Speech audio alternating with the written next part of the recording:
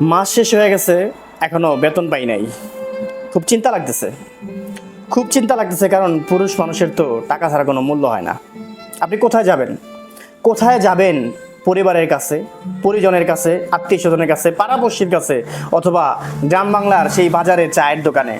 আপনার পকেটে টাকা আছে তো আপনার মূল্য আছে, আপনার পকেটে টাকা নাই, মূল্য নাই। হ্যাঁ, টাকা আছে তো বউর কাছে স্বামী ভালো, টাকা আছে তো মায়ের কাছে সন্তান ভালো, টাকা আছে তো ভাইয়ের কাছে ভাই ভালো। টাকা নাই, কেউ নাই, কেউ নাই। বিশ্বাস করেন আর না করেন, প্রতিটা ধাপে ধাপে আমার কাছে এইটাই মনে হয়।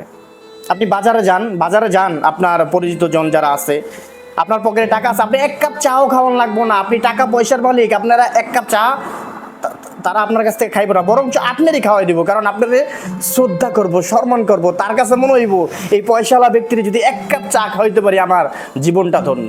আপনার কাছে টাকা আছে বিধায় যে আপনার চা খাওয়ার লাগবে, আসলে তা না। শুধু টাকা আছে, আপনার দাম বাড়ছে, টাকা নাই, আপনার দাম নাই। দেখবেন যে আমাদের সমাজে অনেক মানুষ আছে যারা আসলে খুব বেশি ইনকাম করতে পারে না। অনেক সময় 10 টাকা পকেটে নিয়ে চায়ের দোকানে যায়, এক কাপ চা একটা পান খাইয়া চলে আসে। এখন তো এক কাপ চাও ঠিক মতো পাওয়া যায় না 10 টাকায়। তারপরে এরকম হয় যে এক কাপ চা না খেলে অনেকের ভালো লাগে না, তো 10 টাকা নিয়ে এসে যাবে, যাওয়ার পরে বসে থাকবো অনেকক্ষণ, অথবা এক কাপ চা খাই অনেকক্ষণ বসে থাকবো। এমন না যে সে আশায় বসে আছে কেউ তার এক কাপ চা খাওয়াইবো, কারণ সে কিন্তু 10 টাকা নিয়েই গেছে। অনেকে আইসে গেছে, আইসে গেছে, কেউ কিন্তু জিগায় না এক কাপ চা খাবি কিনা, কারণ তার কাছে টাকা নাই, তারা কেউ জিগাইবো না। কিন্তু হঠাৎ করে দেখবেন যে একজন লোক আসছে, সে ঢাকা একজন শিল্পপতি ব্যবসায়ী, হঠাৎ করে সে আসছে, হ্যাঁ ভাই ভালো আছেন নাকি, আরে বহেন ভাই, ভাই বহেন, টেবিলটা মুচ্ছা দিব, ভাই বহেন, ভাই বহেন, ভাই বাইরে চা দে, বাইরে চা দে। কারণ ভাইয়ের মাথায় তেল আছে, এই যে আমি মাথায় তেল দিই নাই, যদিও চকচক করতেছে, তেল দিই নাই, ভাইয়ের মাথায় তেল আছে।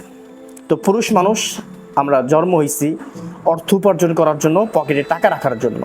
আমার এই অনেক দিন আগে আমার যে বস আছে সে বলছিল, ভাই পুরুষ মানুষের পকেটে টাকা না থাকলে শরীরে রক্ত শুকায় আসে। সেই দিন বুঝতে পারি নাই, সত্যি কথা, সেই দিন বুঝতে পারি নাই যে টাকা না থাকলে শরীরে রক্ত শুকায় আসে। এখন বুঝতে পারতেছি, এখন বুঝতে পারতেছি, একটা সময় গেছে বুঝতে পারছি।